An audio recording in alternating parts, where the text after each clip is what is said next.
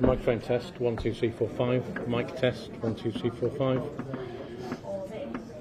For the mic test 1 2 3 4 5. You all happy with that? 1 2 3 4 5. 1 2 3 4 5. Give me a thumbs up if you're happy. Yeah, all good. 1 2 3 4 5. Mic test 1 2 3 4 5. You all got that? Yeah.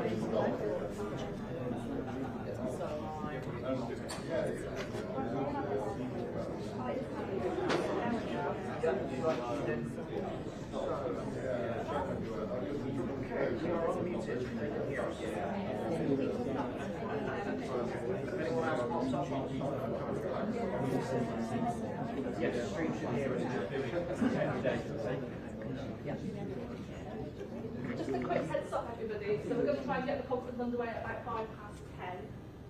We've got some members from the College of Police here, if anybody wants to speak to them and liaise with them. Just a reminder really with regards to the family, as you're aware, through the notice of premises that we sent out, they've asked, they don't want to comment on the report and they don't want to be contacted by any media. You'll see at the back of the room we've got a hybrid facility set up as well. There's around about 10 people and counting joining us on that Teams. So we will take questions from the room. We would ask though please just to say your name and the organisation that you're working for prior to asking the question, and just given the number of people here, just to ask one question per organisation. We are hoping to wrap up before 11 o'clock, so just be conscious of that, and we would ask that you only kind of leave and remain in your seats until the speakers have left and to exit through that back door. So we'll get underway in the next few minutes. So they'll be coming through that door? Yes.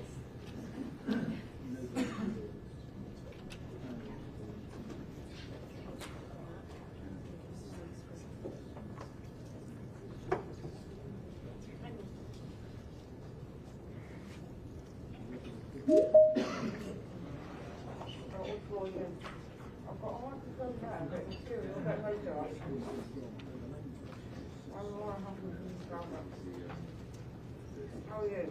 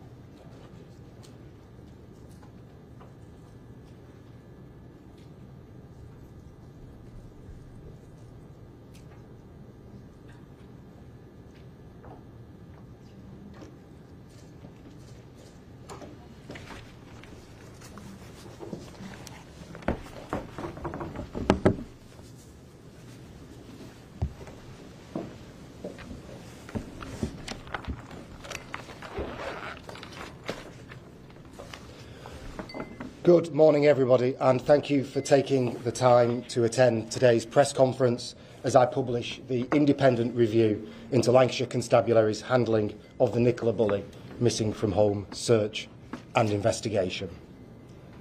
I will take a few moments to outline the context of the review, the terms of reference and the next steps. Chief Constable Marsh from the College of Policing will then outline the methodology of the review, its key findings and recommendations. Our thoughts, first and foremost, remain with Nicola's family and friends at this difficult time. Even the publication of the report, whilst providing many answers for them, will involve a public and painful reminder of their loss. I hope all of us will remain entirely sensitive to that and respect their privacy. As I said in my public interview when Nicola was tragically found, whilst the police lead theory had sadly proven to be correct, and the search and investigation focused on the right strategy and being well resourced, the public rightly had questions about how this became such an international story with often such negative headlines, and also with regard to the disclosure of Nicola's most personal and private details. As Commissioner, I am the public's voice in policing, and it is my job to hold the police to account.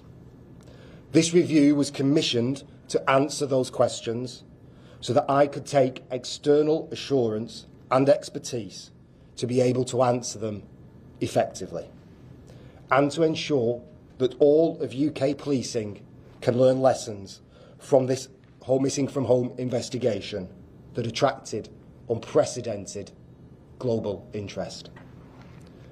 This review has been timed to conclude when other statutory bodies have finished their own proceedings, to ensure that they can be captured as part of this process. These were the coroner's inquest to determine Nicola's cause of death. The coroner returned a verdict of death by accidental death by drowning. The Information Commissioner's Office to determine the lawfulness of the release of personal information about Nicola. They determined the release to be lawful. The Independent Office for Police Conduct to consider the self-referral by Lancashire Constabulary. They considered there to be no case for misconduct. I commissioned the College of Policing to conduct the review as the national independent body for police training and standards, including being the home for the National Centre for Police Search. It was commissioned to review the period from when Nicola was first reported missing to the point at which she was sadly discovered. It will have 3 work streams to focus on: the search and investigation, communications and media engagement, and the disclosure of personal information. I would like to thank the College for their diligent, professional and thorough work over the past few months. I have received their findings, their conclusions and recommendations, and as Commissioner, I accept them in full. As part of the process, I asked the College to notify me immediately if they discovered anything that would amount to action needing to be taken against any officer or employee of the Constabulary for misconduct or negligence of duty, or anything that would have altered the outcome of the search and investigation or indicated that Nicola could definitely have been found sooner.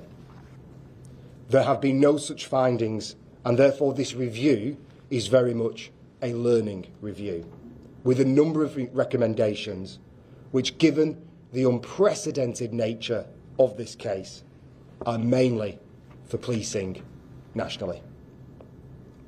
There are also many areas of this case where Lancashire Constabulary represented the very best of policing, with the search and investigation being well resourced, professionally conducted, and calling upon national good practice.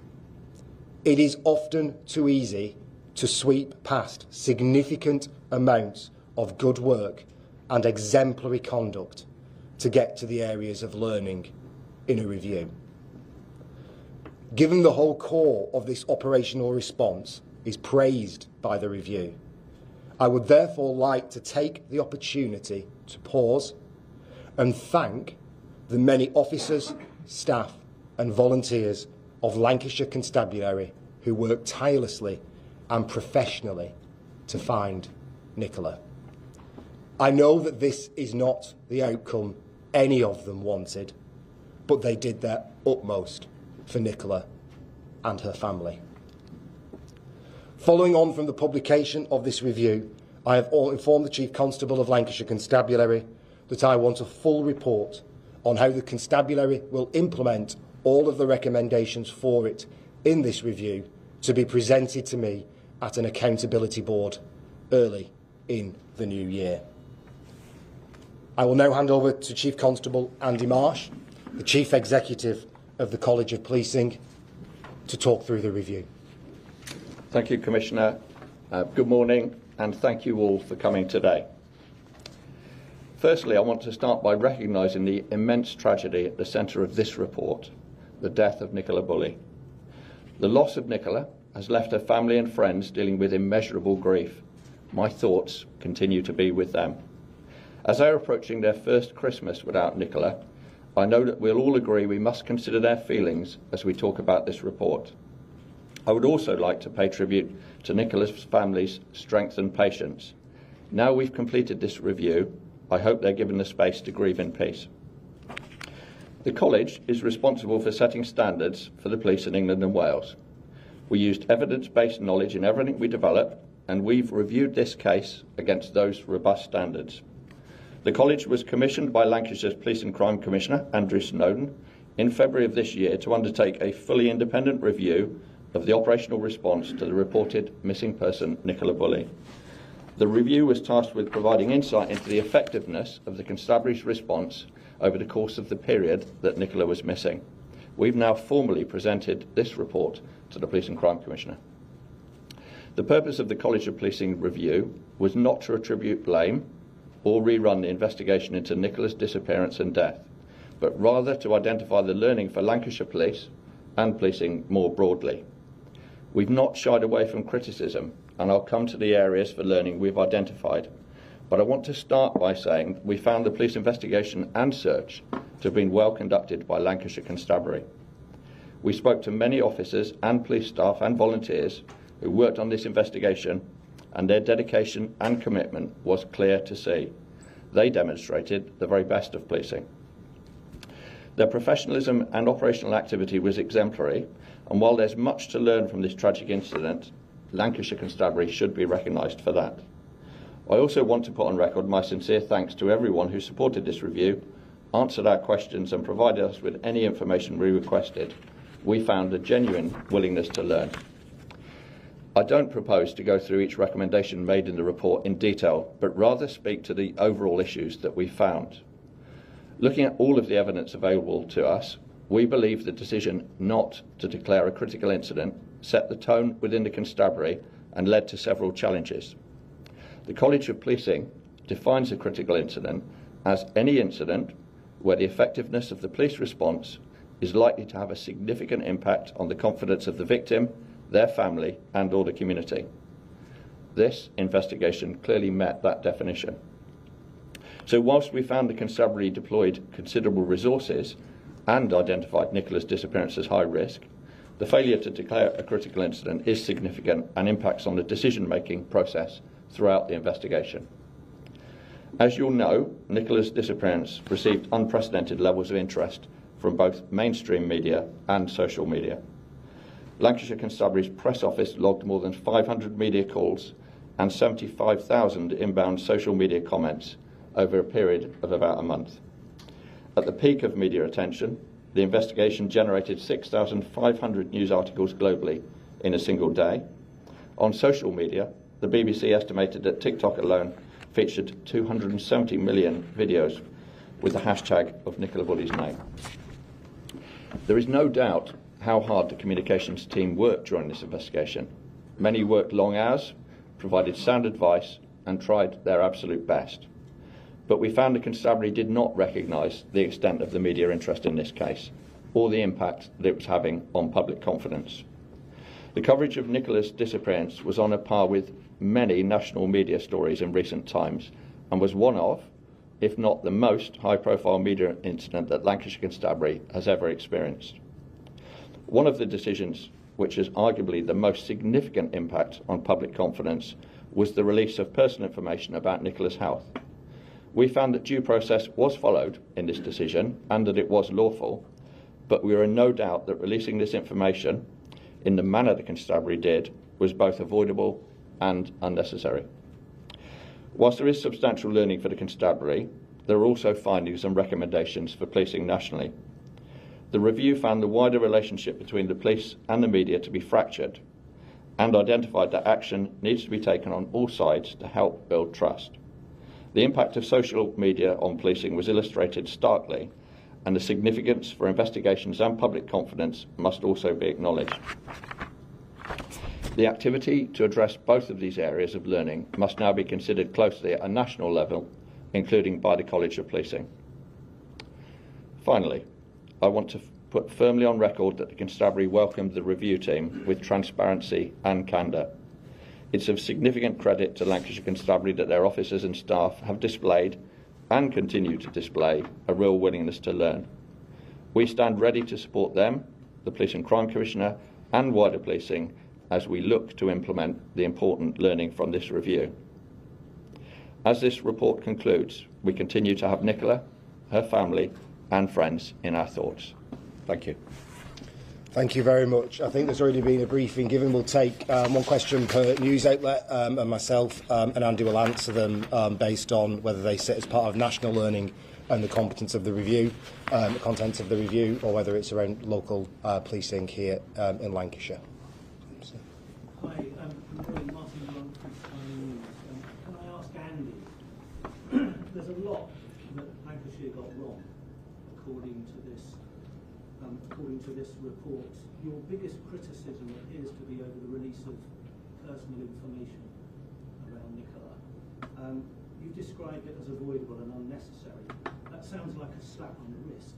How bad really was it? We felt that we should be very clear in our findings, and as I said in my opening comments, that we didn't shy away from making criticism where criticism was due. We also complemented the exemplary search and investigation. It's a serious criticism. It's linked to the failure to declare it a critical incident, and had it been declared a critical incident earlier, a command structure with a gold, silver, bronze decision-making process would have given greater scrutiny to the relationship with the media, the deployment of family liaison officers, and the press releases which were made. The report says the police investigation was highly professional, in contrast to the management of communications. I think every journalist that had to deal with the press office struggled to get answers. We now know that in some cases only 2 press officers on a day. There was issues where the press office didn't accept help from an outside force. the main criticisms seem to come from this press office. Why is it that Elizabeth Riding has not tendered her resignation? And would you like her to? And Andrew, when this was happening, we came to your office to try to ask you what sort of scrutiny you were going to give the police. You didn't do that. Instead, you waited until the end of the investigation because you didn't want to get involved with it. But we've seen in this review that had there been steps during it, then some of those issues could have been raised. Why were you so unwilling to pass criticism and hold the police to account at the time when there was clear failures? So, first with regard to the issues within the media and communications team, so as the report has rightly highlighted, they were under immense pressure through an unprecedented amount of contact that was into the media and engagement team. The review has rightly identified ways in which that could have been better managed in the future. As I said at the start in my opening statement, there have been no grounds for which anyone has conducted anything that could be considered misconduct. This is learning for the organisation about how it can better handle media relations in the future during these unprecedented cases. And the team has been incredibly transparent and has conducted their interactions with this review with candour, and we are really comfortable that those learnings have already been taken on. In regards to my own role, my role is to hold the police to account for providing an efficient and effective policing service to the residents of Lancashire. My role does not legally include the ability to interfere in police operations on a day-to-day basis. I was very clear throughout the review that I would give the Chief Constable and the team the backing that they needed to be able to find Nicola, which is what this was crucially about, and that investigation was conducted in an exemplary manner, as has been highlighted by the review. And the most important thing for me at that moment in time, and everybody else in the constabulary, was about finding Nicola. In terms of how that could have been better presented to the outside world, how that could have been better engaged with the media and with social media, then there is clear learning from that, which the constabulary will most definitely be picking up going forward, and I will be holding them to account through the process that I usually hold them to account, Accountability Board, where I'll be asking the Chief Constable to come back with a report about how all these recommendations are going to be implemented. Any further questions? I'm Savage from BBC. The report talks about that there should have been a higher profile figurehead from the constabulary being visible at news conferences and public facing. It alludes to the fact that perhaps people were reluctant to have difficult conversations within the constabulary to perhaps challenge the senior officers and the chief.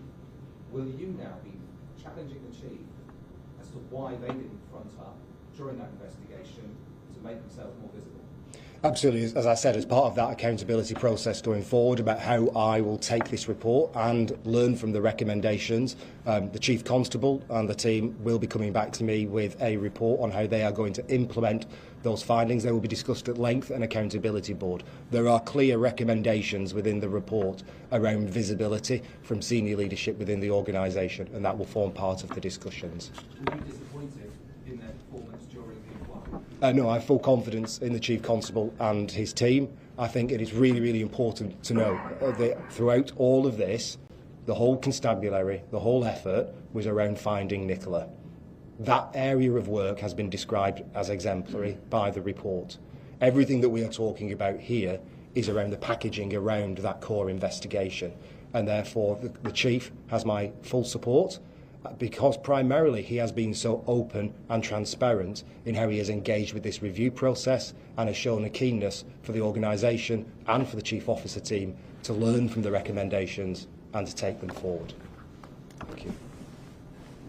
In terms of the failure to declare if this is a critical incident, what would that have meant in practical terms? So, for example, with the area around the bench, would that have been declared a crime scene?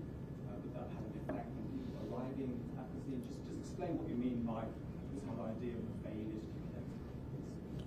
Thank you. So our policy, training and doctrine is rich in information on the use of critical incidents.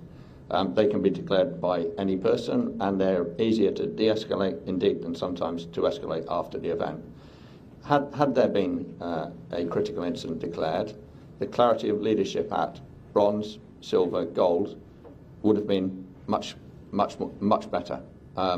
It would have led to decision-making that was connected to the gold commander, usually in an incident like this, a chief officer whose responsibility is to oversee all aspects of an investigation or critical incident, to oversee the resourcing, oversee the well-being, and that would have had an impact on release of information, release of media statements, decision-making about who was the talking head, the face of the force. Generally advised not to be the senior investigating officer on a major incident because they have got their hands full dealing with pressing matters other than talking to the media. So that is a well-understood doctrine within policing, and it makes sure there is no misunderstandings, that a strategy is followed. Our review talks about the formulation of a strategy and the development of that strategy throughout this investigation. So we believe that the failure to call it a critical incident until the 16th of February did lead to several challenges in the resourcing and management of this incident, notably the media management. Any questions? Paul O'Gorman, BBC Radio Lancashire. How convinced are you that the manner in which the media, mainstream media, is dealt with by the constabulary? How convinced are you that this report alone will make a significant change in that? I'm just wondering, in terms of the timescale for the information that's been provided to the college, do the parameters of this investigation tell the whole story?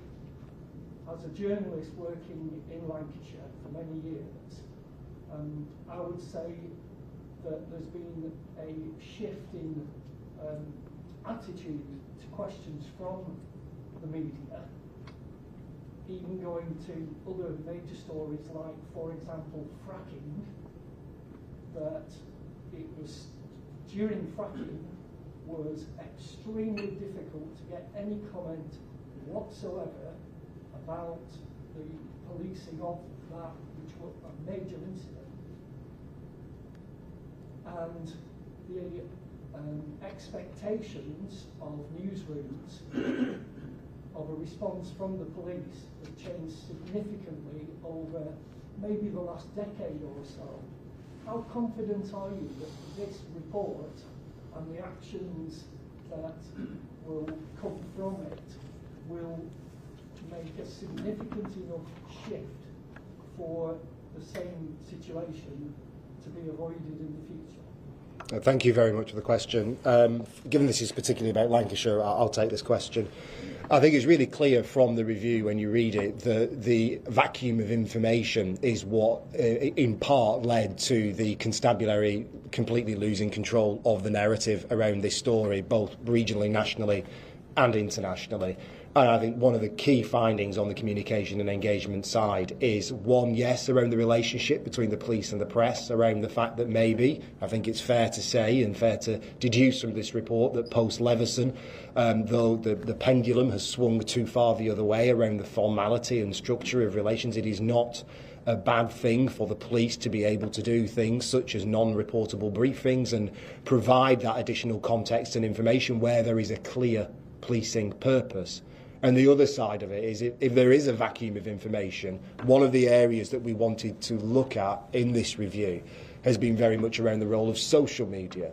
And I think what has been seen from the analysis that has been done of the timeline between the amount of views and interaction on social media versus mainstream media is when the police lose control of the narrative with the mainstream media, that fuels social media speculation. And some of the social media speculation was abhorrent that went on and was incredibly damaging and hurtful to many, many people. And therefore, for me, there is a key learning here, which is around the police cannot lose control of narratives in major investigations by allowing other people to fill the information vacuum. And that is something that we will be picking up locally in Lancashire. It is something that I will be holding the force to account for, to ensure that in future major incidents, critical incidents declared, making sure that the police stay in control of the narrative by being the go-to people for the reliable and fact-checked information. The police should be the figures of authority in these situations and that are available to do so. And that is something that I will be holding the Chief Constable to account for. If I can add as well, Andrew, we're grateful for the support of various media and representative bodies in giving us feedback to come to the views and conclusions that we did in this lessons learned report.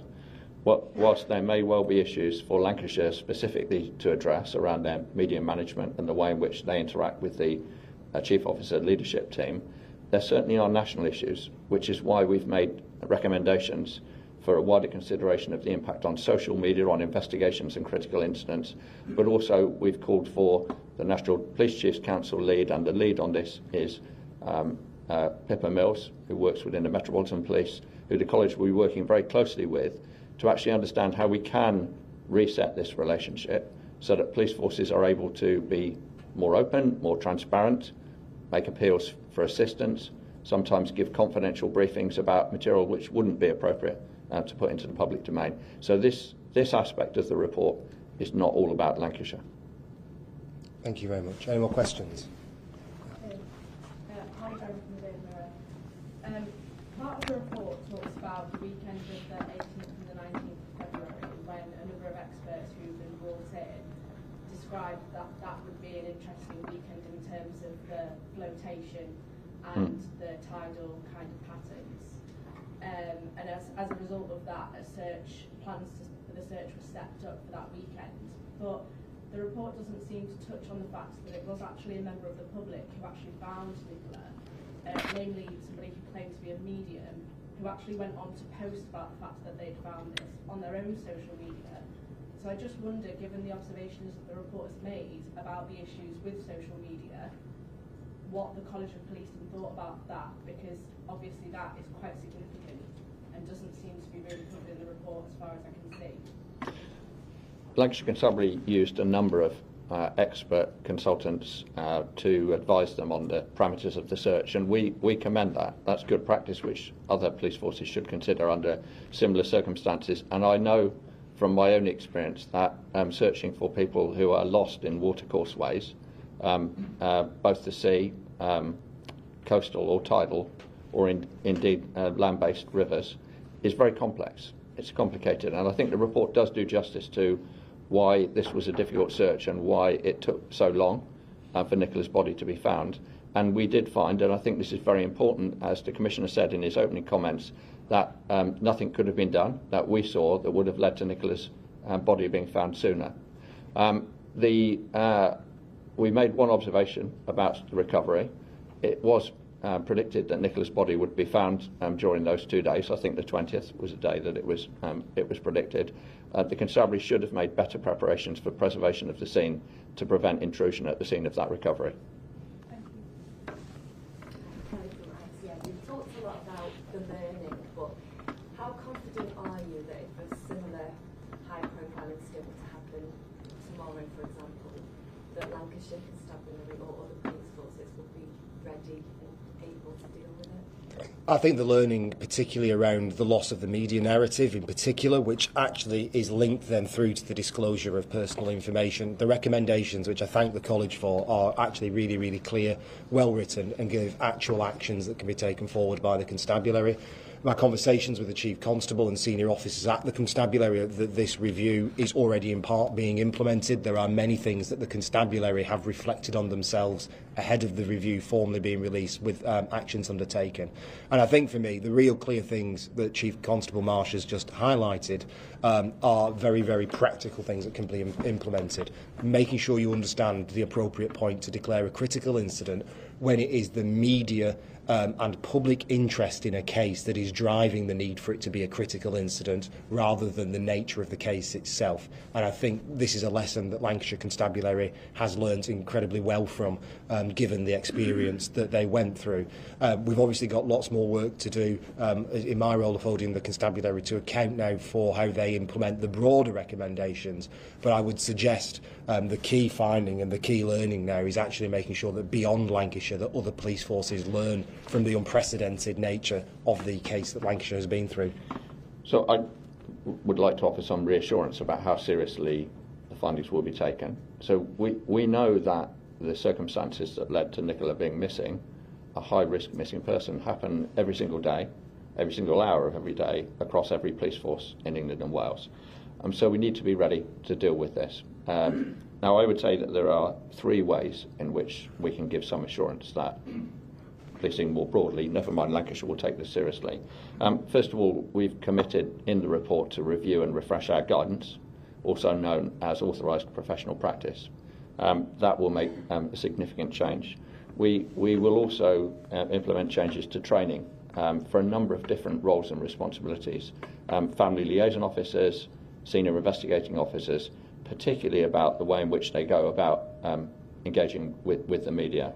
And certainly our leadership training at every level, and I'm responsible for the police leadership training across England and Wales, will incorporate the management of critical incidents and how to respond to these.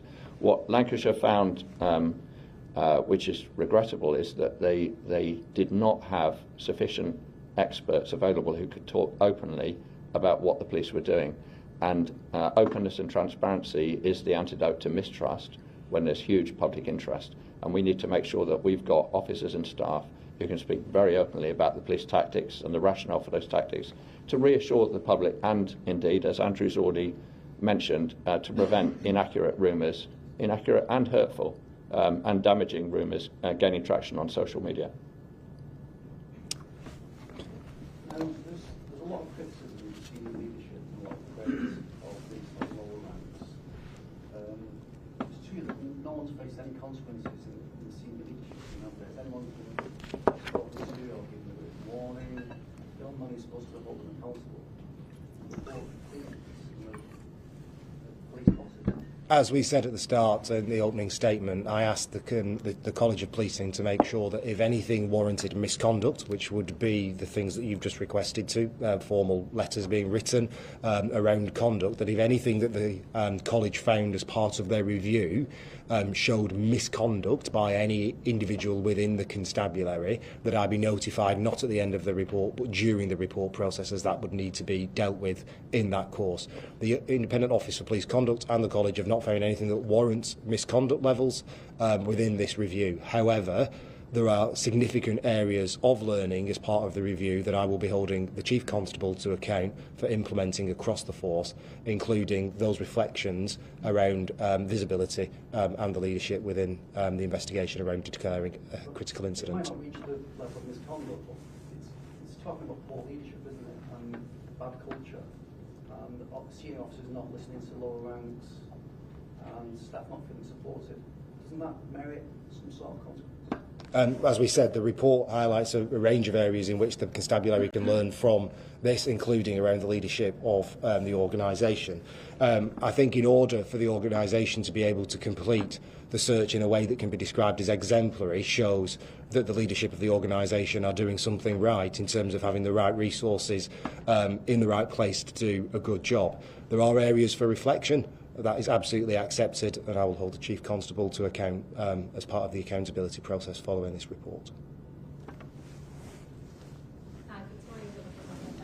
In a previous answer, you kind of hit the nail on the head that as members of the media, we receive press releases literally every day, multiple times a day, with missing people, and a lot of those missing people never get publicised, unfortunately, because there are so many. A lot of those missing people, as you've said, are also high risk, and that gives us sort of a context around that missing person.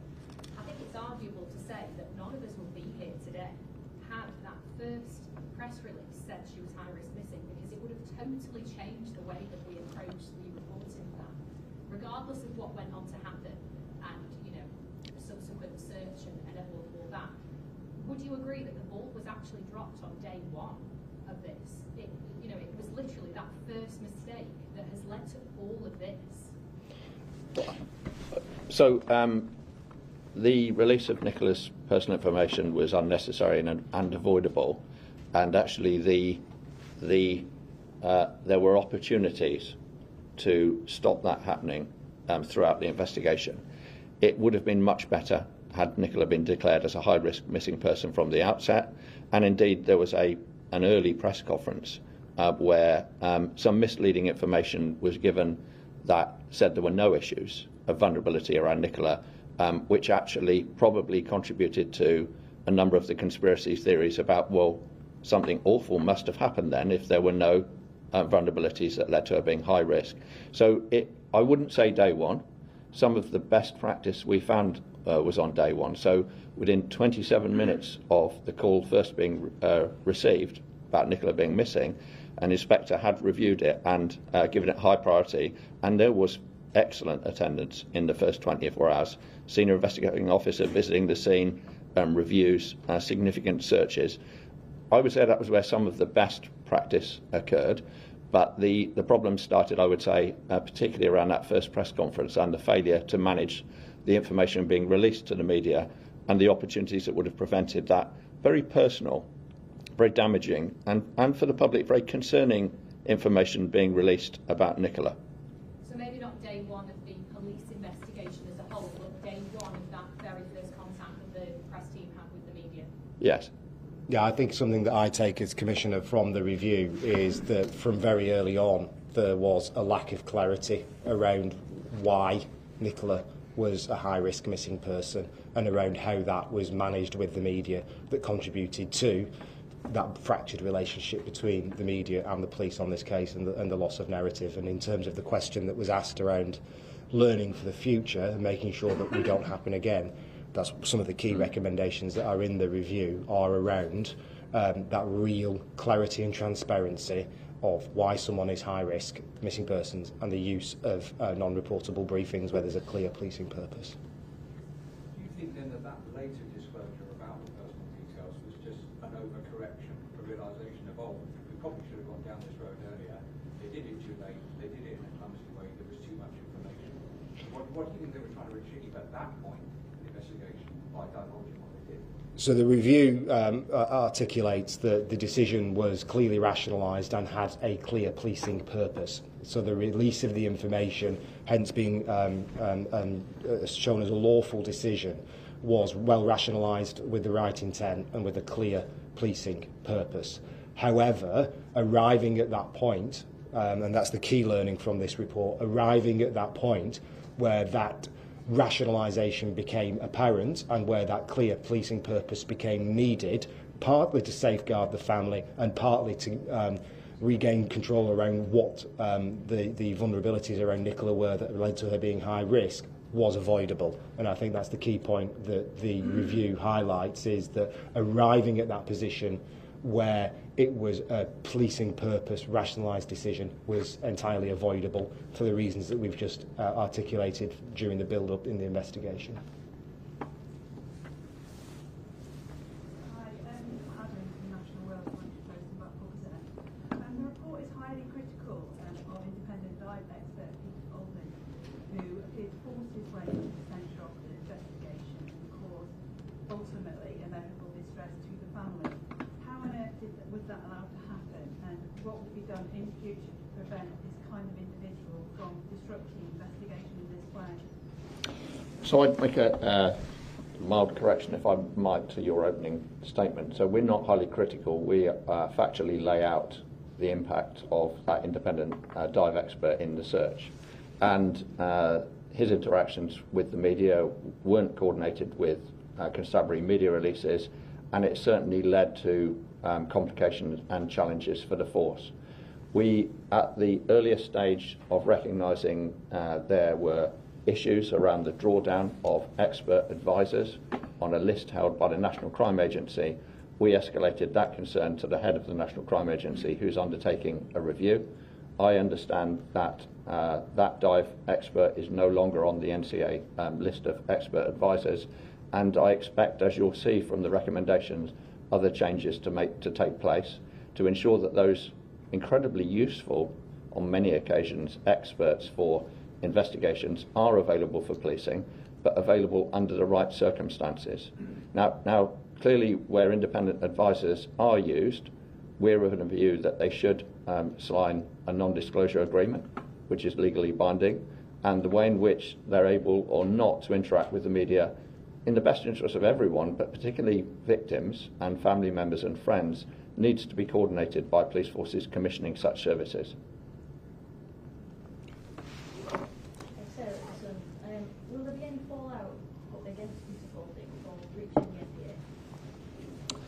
That's not a matter for my independent review. We've made an observation about the facts and the audit trail of what happened.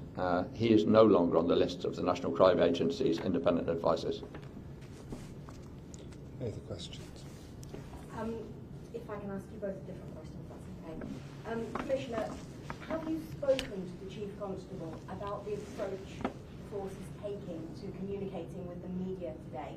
You've said that he's been very open and transparent, but you're both here answering our questions. He is not, and they're doing a pooled interview to address what you've said in the report. Are you satisfied with that approach? I think for myself, as long as the constabulary are open and engaging with the review process, that is the important thing. This is a review that I have commissioned into the force, and therefore it is for myself and Andy to be here to take questions around the review, the process, its content, and then how I am going to hold the force to account. How the constabulary choose to use their own engagement with the media around the findings is a decision for themselves, and I am sure that they will provide open and transparent answers later this morning to questions that are asked of them in those pool interviews and further questions that come in throughout the day. If I can ask you, in the report you say that there was criticism of the disclosure of information from some who said that it was sexist and misogynist, on the basis that that information, it seems inconceivable it would have been put out there, comparable information, if we were talking about a missing man. You've laid out the chain of events so we can now see how it got to that point. But that doesn't stop it being sexist or misogynist. So do you now think that if this were a missing man, the police would have been saying publicly, to use Dame Vera Baird's example, that he had erectile dysfunction and was an alcoholic? Well, I am of a view that the release of that sort of information, and it's without imagining all of the circumstances, would also be avoidable and unnecessary. So we did consider the question of sexism and misogyny, and whilst we found the release of that information to be avoidable and unnecessary, we didn't find evidence of sexism and misogyny in the rationale behind it. But let me be clear, it's unnecessary and unavoidable in the same way it would be about very personal information of a similar nature about a man. Do you believe they would have put the information out there if it were a man? I don't want to get drawn into that sort of speculation because we know about this scenario. I'm not knowing about an equivalent scenario that we're imagining. It would be avoidable and unnecessary, whoever the person. It's private medical information. It's very personal, whether it's a man or a woman. The report talks about a sort of complete breakdown in public confidence around the police investigation. Are you worried that this investigation has done reputational damage to Lancashire police, to the people who live here, and how do you get that confidence back? Quite an interesting question. I don't think it resulted in a complete breakdown in public confidence. Actually, if you go back through the social media and media narrative, it was very much mixed. And the sentiment, as I do public meetings across the county, actually locally is stronger and more supportive than it is nationally. Because actually here on the ground locally, the people saw the actual police investigation and search operation underway, and they can actually see it with their own eyes rather than what they necessarily read. And therefore, I don't think it was a complete collapse of public confidence. I think that would be taking it too far, but it obviously did do significant damage to the reputation of the constabulary at the time. There's been a lot of work done to rebuild that since, and for myself around making sure that there is complete transparency and openness in accepting the findings of the review and the engagement with the review up until this point, being really clear that they're learning from the review and moving onwards is a critical part of rebuilding that confidence. Can I go back to Peter Fording? He says now that within 6 minutes of his first search around the bench area, that he found Nicholas body, and he showed you his sonar images. What's your response to that? So the area around the bench was searched 3 times, and the 3rd time was in response, direct response to the report of his suspicions. We have shown as part of the review the images of Peter Fording's images from that area at that time, and 2 independent experts have said that it's unlikely that was a body. So I don't think there's credibility to that claim. Unlikely, but you can't. Well, highly unlikely. It's in the report. Are there any other questions? I mean, I do think it's important to clarify this. The area was searched immediately after that report, and there was nothing there. I think that's really important. We have to deal with the facts here. We've got one online. One online. Rebecca, if you hear me, if you want to unmute yourself. Hi, thanks for that. Rebecca Camber from the Daily Mail. Reading this report, it seems to me, or the media findings, is a failure to be open and to be honest at times in that first press conference. Andy Marsh, do you have a message that you want to send out to all forces about being more open and honest with the media? Thank you for that, Rebecca. We've more work to do, and I sincerely hope that I'll be able to work with you and other professionals in this room to reach a better working relationship for the good of the public. That's what we need at heart. And good investigative journalism and good reporting of facts, as I've said, has helped in murder investigations I've been part of to solve those murders and to retain and build trust through openness and transparency, even when things have gone wrong. Now, some of you will recall the comments I made in the official police response to the Hillsborough tragedy, where I apologised along with Martin Hewitt for what happened in the years that followed that awful incident. I do believe that the police should have openness, candour, honesty as a basis for their accountability and professionalism. And I hope in the near future, through the refresh of the Code of Ethics, which the College will be leading, and I hope that many of you will report on that, that we will bring an even sharper spotlight on the need for candour and openness.